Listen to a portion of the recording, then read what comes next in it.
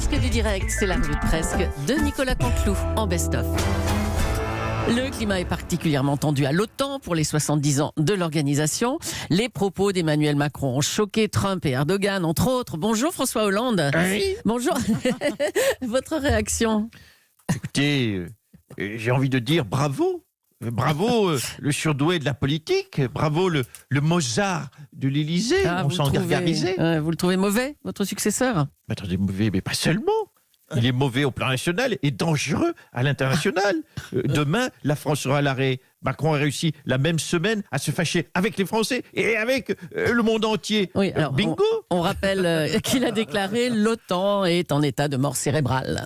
Un champion. C'est un champion. En 8 mots. Il nous a fâchés avec 27 pays en 8 mots.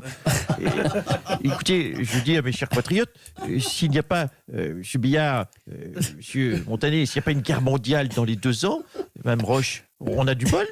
Il y a des pompiers pyromanes, vous savez, on parle des pompiers pyromanes. Je crois qu'Emmanuel Macron, sa particularité, c'est qu'il est pyromane incendiaire. Il fout le feu, il balance de l'huile et il branche un ventilo à côté. Vous savez quoi? J'ai mal à ma France, même Julie. Allez, direction l'Allemagne maintenant. Coup de tonnerre pour Angela Merkel. Son propre parti a voté pour élire des dirigeants beaucoup plus à gauche qu'elle. Sa politique et ses alliances, du coup, se trouvent fragilisées. On va l'accueillir tout de suite. Bonjour, Madame Merkel. Bonjour, Madame Julie. Bonjour, Monsieur Paya. Bonjour à tout votre Bundestag du matin. Je suis désespéré. La fin de mon mandat va n'être qu'un long calvaire. C'est la dépression qui me guette, c'est affreux. Et je suis triste. Alors, mais faut pas dire ça, Mme Merkel. J'ai envie de vous redonner goût à la vie. Venez chez moi, Mme Merkel. Nicolas Barré. Venez vivre avec moi en France. J'ai envie de vous faire croire à nouveau au libéralisme. Je vous lirai des rapports économiques sur la privatisation des aéroports français. Je vous montrerai le succès de l'entrée en bourse de la Française des Jeux. Je vous lirai les pages saumon du Figaro au coin du feu, nu, allongé sur les explications chiffrées de la suppression des APL. Je vous réciterai des discours de Jean-Paul Delevoye sur la réforme des retraites. Je vous caresserai la coupe au bol en vous chatouillant l'austérité avec le chiffrage des suppressions de postes dans la fonction publique. Le texte, Mme Merkel, Angela. Tu me fais rêver, petit Nicolas. Tu es tellement jolie avec ton pull vert. On dirait E.T. J'ai envie de te croire. Je ne sais pas, je ne sais plus. Mme Merkel, Angela. Regardez, je vous ai fait un buste d'Helmut Kohl en pâte à sel. Oh, mais quel séducteur ce Nicolas Barré. L'aventurier Mike Horn a été sauvé alors qu'il était en perdition depuis plusieurs jours. Une expédition l'a récupéré. On est en duplex avec lui. Bonjour Mike Horn. Oui, bonjour, c'est Mike Horn. L'homme qui n'a pas dormi dans une lit depuis 1988.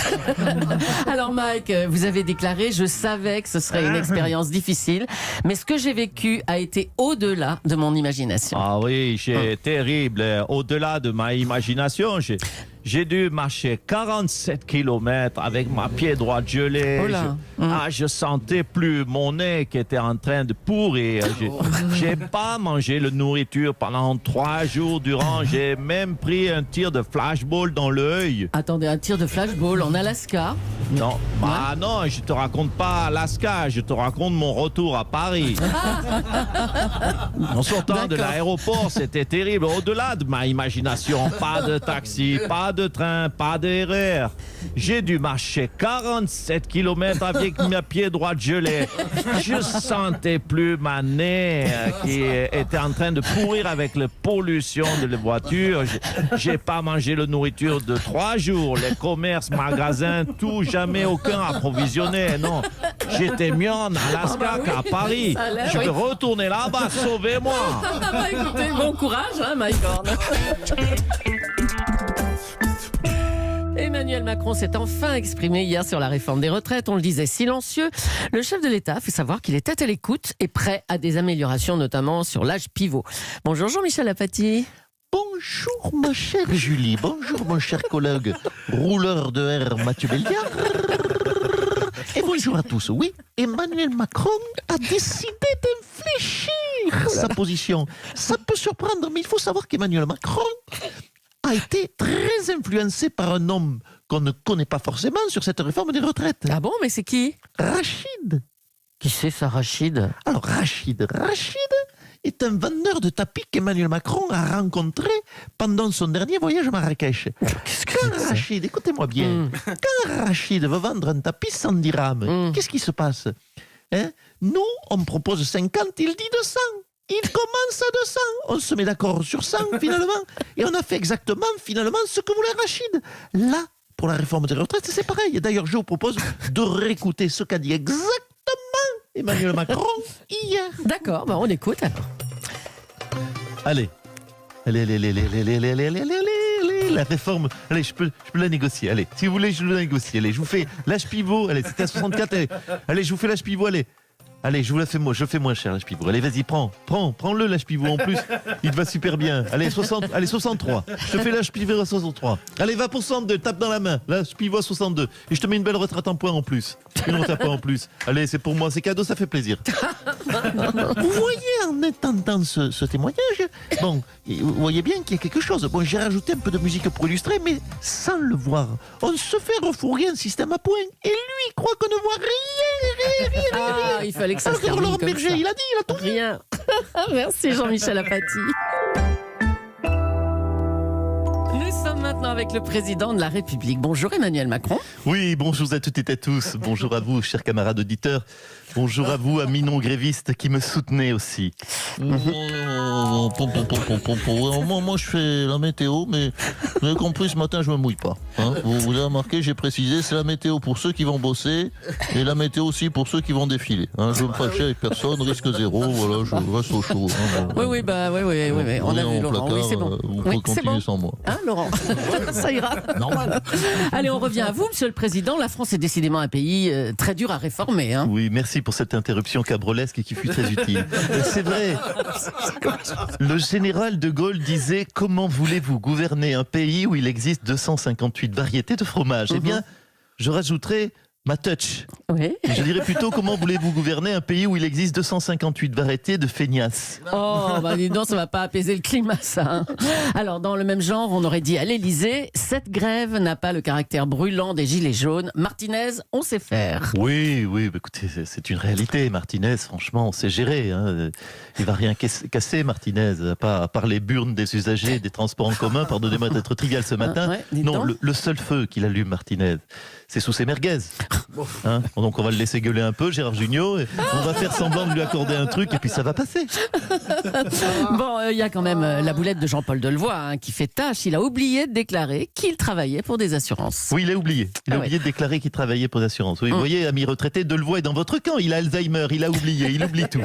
Bon, ça ne va pas vous aider à être populaire au milieu de la colère sociale, cette affaire Delevoye. Hein. Non, tout à fait, vous avez raison. Il peut même me coûter très cher. Hein. Finalement... Delevoye, c'est une banane qui peut me coûter des milliards. Hein. Je fais plus fort que la foire d'art contemporain de Miami, quelque part. Allez, oui. Merci, Monsieur le Président. Bonne journée. Allez, changeons un petit peu de sujet. Bruno Le Maire a qualifié d'inacceptables les menaces américaines. Il a même dit que l'Union européenne répliquerait avec force. Mais qu'est-ce qui vous prend, Bruno Le Maire ? Bonjour tout d'abord. Bonjour. Qu'est-ce qu'il me prend ? Il me prend qu'en tant que super faillot du gouvernement, je fais tout comme le boss. Emmanuel Macron se fâche avec l'OTAN, je pousse la gueulante contre les États-Unis. Attention donc Donald, be careful Donald. You don't know de quel bois je me chauffe. Tu ne sais pas de quel wood I am chauffing. Non mais, what the fuck ?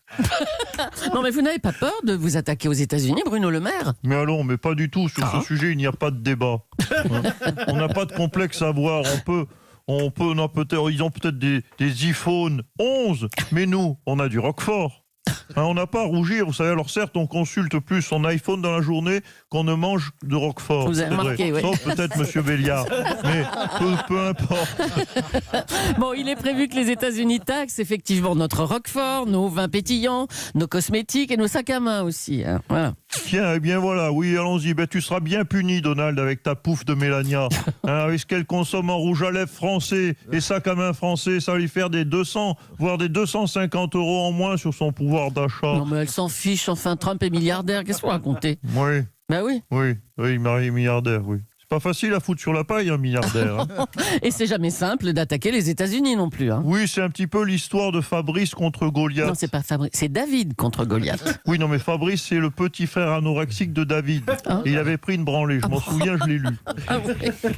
Merci Bruno Le Maire. Je vous en prie. Patrick Balkany, on l'a dit, se représente à la mairie de Levallois. Il l'a annoncé de sa cellule hier. Bonjour Patrick Balkany. Oui, bonjour Mme Julie, vous m'entendez là? Oui, très bien, très bien. Oui, bonjour Monsieur Béliard. Écoutez, voilà, la prison, je m'en fous. Moi, je me représente quand même.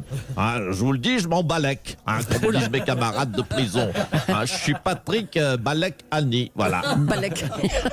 Bon, vous voyez diriger une ville depuis votre cellule de prison, vous? Oh, ben écoutez, enfin, ouvrez les yeux, c'est le Valois-Perret, ça roule tout seul, vous savez, le Valois, c'est pas la Seine-Saint-Denis non plus, c'est pas Mayotte, hein. Vous savez, je pense que c'est plus agréable de diriger le Valois-Perret depuis la prison que de diriger Roubaix en liberté, hein. Eh bien, on embrasse les habitants de Roubaix.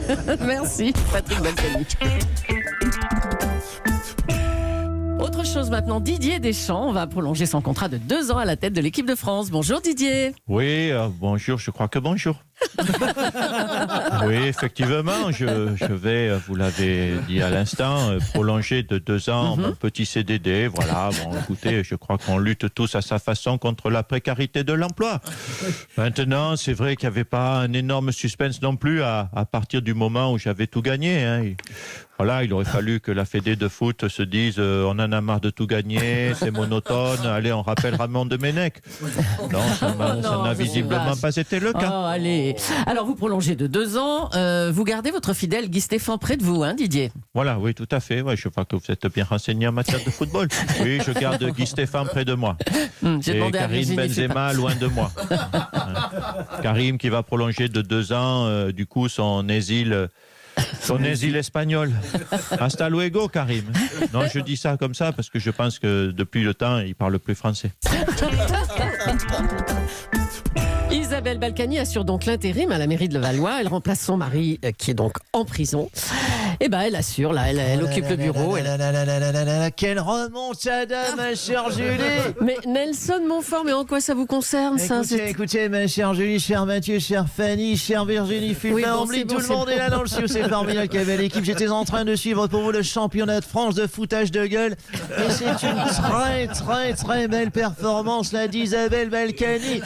Une femme qui n'a pas pu assister à son procès pour raison de santé, qui ne peut pas aller en prison pour raison de santé, qui d'un seul coup est en pleine forme pour récupérer la mairie de Levallois. C'est extraordinaire. Elle est passée de mourante à je fais 4 fois le tour de la ville en moins de 20 minutes à cloche-pied, tout en répondant à CNews, BFM, France Info. Bravo Isabelle! Ah bah oui, on voit ce que vous voulez dire, hein, Nelson. Oui, c'est une très belle remontada au niveau santé, une guérison exceptionnelle, disons-le. Il faut qu'elle présente ses médecins Abdelaziz Bouteflika au plus vite, qu'il puisse refaire un 5e mandat. À vous, Julie! Merci Nelson.